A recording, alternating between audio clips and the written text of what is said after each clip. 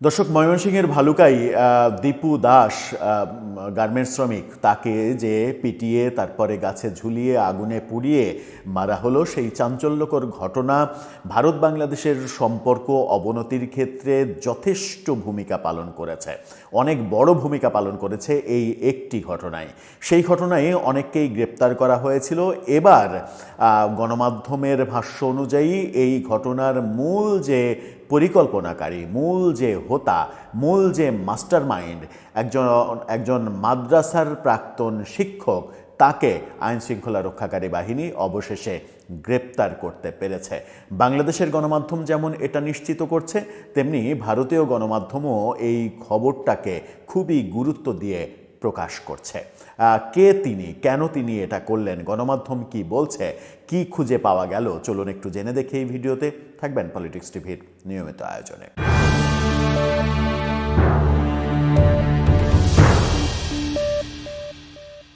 দর্শক, বলছিলাম ময়মনসিংহের ভালুকায় গত 18 ডিসেম্বর ওসমান হাদি মৃত্যুর ওই রাতে এক পোশাক শ্রমিক কে পিটিয়ে গণধোলাই দিয়ে তারপরে গাছে ঝুলিয়ে আগুনে পুড়িয়ে মারার যে অমানবিক বিভৎস দৃশ্যের অবতারণা করা হয়েছিল, সেই ঘটনা আন্তর্জাতিক মহলে এতটাই সমালোচিত হয়েছিল যে বাংলাদেশ সরকার, বাংলাদেশের জনগণ, আমরা সবাই বিব্রতকর পরিস্থিতির মধ্যে পড়ে গিয়েছিলাম।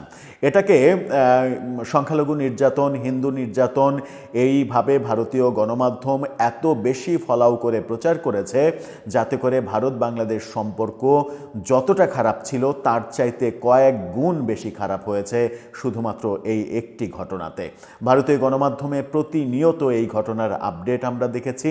এবার অবশেষে এই ঘটনার মূল পরিকল্পনা যিনি করেছেন তাকে গ্রেপ্তার করেছে বলে পুলিশের পক্ষ থেকে দাবি করা হচ্ছে। বাংলাদেশের গণমাধ্যম কালের কণ্ঠ এই তথ্যটা নিশ্চিত করেছে। কালের কণ্ঠের ছোট্ট একটা ভিডিও তাদের সৌজন্যে একটু দেখে আসুন। তাকে ধরে নিয়ে ডিবি পুলিশ আসছে, এরকম একটা ভিডিও।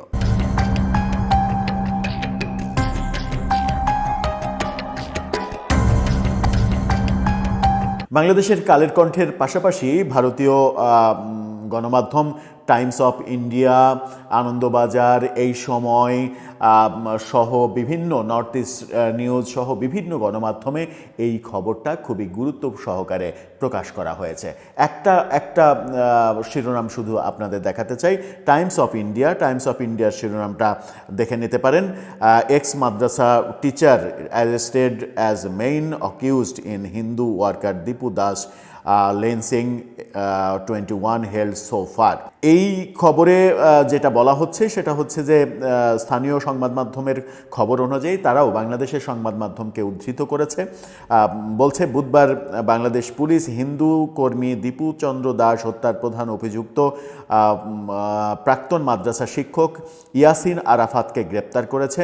ঢাকা মেট্রোপলিটন পুলিশের সহায়তায় ডেমরা থানার আওতাধীন সারুলিয়া থেকে ইয়াসিনকে গ্রেপ্তার করা হয়। স্থানীয় গণমাধ্যমের খবরে বলা হয়েছে, ভালুকার দক্ষিণ হবির বাড়ির বাসিন্দা গাজী মিয়ার ছেলে ইয়াসিন, মাত্র 25 বছর বয়স।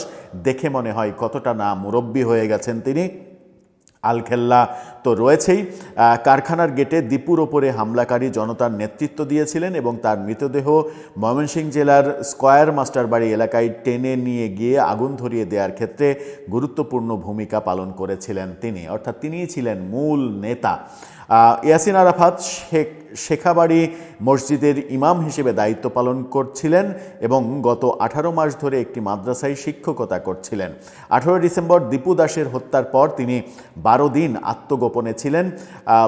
আত্মগোপনে কেন থাকবেন? তিনি যদি ইসলামের সেবাই করে থাকেন, মানে এই ঘটনাটা যদি ইসলামের পক্ষের ঘটনা ঘটে হয়ে থাকে এবং তিনি যদি সঠিক কাজ করে থাকেন, তাহলে তো আত্মগোপনে যাওয়ার কথা নয়। আবার তিনি যদি এই অপরাধ না করে থাকেন তাহলেও তো তার আত্মগোপনে যাওয়ার কথা নয়। সেখানে বলা হচ্ছে যে ঢাকার বিভিন্ন মাদ্রাসায় ঘুরে বেড়াতেন এবং এমনকি মিথ্যা পরিচয়ে সুফা মাদ্রাসায় শিক্ষকতার ভূমিকাও অর্জন করেছিলেন। এই মামলায় এখন পর্যন্ত 21 জনকে গ্রেপ্তার করা হয়েছে, যার মধ্যে 9 জন আটক ব্যক্তি আদালতে স্বীকারোক্তিমূলক জবানবন্দি দিয়েছেন। 2024 সালের আগস্টে শেখ হাসিনার দেশ ত্যাগের পর 32 বছর বয়সী ছাত্রনেতা এবং একজন গুরুত্বপূর্ণ ব্যক্তিত্ব শরীফ ওসমান হাদির হত্যার মধ্য দিয়ে বাংলাদেশের দীর্ঘস্থায়ী সহিংসতার পর এই গ্রেপ্তারের ঘটনা ঘটে। হাদি মৃত্যুর পর ব্যাপক অস্থিরতা দেখা দেয়, যার মধ্যে এই যে ভারতীয় গণমাধ্যমের যে ন্যারেটিভ যে হাদি হত্যার পরে সংখ্যালঘুদের উপরে আক্রমণও বেড়ে যায়, আক্রমণও মানে সেই হত্যার পরে যে সহিংসতা তৈরি হয় সেই সহিংসতার মধ্যে সংখ্যালঘুদের উপরে আক্রমণও ছিল। এরপর দীপু গণপিটুনির শিকার হয় এবং একই দিনে ধর্ম অবমাননার অভিযোগে তাকে হত্যা করা হয়। দীপু দাসকে ধর্ম অবমাননার অভিযোগে যেভাবে গার্মেন্টস ফ্যাক্টরি থেকে টেনে নিয়ে এসে পিটিয়ে মেরে গাছে ঝুলিয়ে আগুন ধরিয়ে দেওয়া হলো, পরে র্যাবের পক্ষ থেকে পুলিশের পক্ষ থেকে বলা হলো যে ধর্ম অবমাননার কোনো তথ্য পাওয়া যায়নি, এটা প্রমাণিত হয়নি, অর্থাৎ পুরোটাই মিথ্যা। এবং পরবর্তীতে জানা গেল যে সেই গার্মেন্টস ফ্যাক্টরিতে দীপু দাসের প্রমোশন পাওয়ার কথা, তার প্রতিদ্বন্দ্বী ছিল অন্য যারা, তারাই চক্রান্ত করে তার বিরুদ্ধে ধর্ম অবমাননার অভিযোগ দিয়ে তার এই পরিণতিটা করেছে। এরকম এই ঘটনায় পুলিশ যেভাবে সোচ্চার হয়েছে এবং শেষ পর্যন্ত প্রধান যে হোতা এই যে আলেম সাহেবকে গ্রেপ্তার করতে পারলেন, ইয়াসিন সাহেব,